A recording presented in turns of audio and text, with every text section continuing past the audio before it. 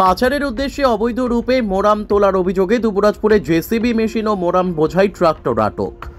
দুবরাজপুর থানার অন্তর্গত যশপুর এলাকা থেকে অবৈধ রূপে মোরাম তোলার অভিযোগে জেসিবি মেশিন ও মোরাম বোঝাই ট্রাক্টর আটক করা হলো বলে জানা গিয়েছে।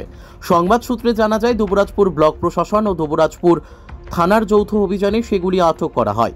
পুলিশ ও প্রশাসনিক আধিকারিকদের দেখে পাচারকারীরা পালিয়ে যায়, ফলে তাদের গ্রেপ্তার করা সম্ভব হয়নি।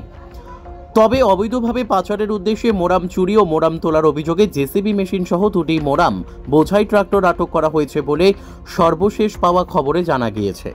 বীরভূম থেকে মোহাম্মদ শফিউল আলমের রিপোর্ট, এস নিউজ বাংলা।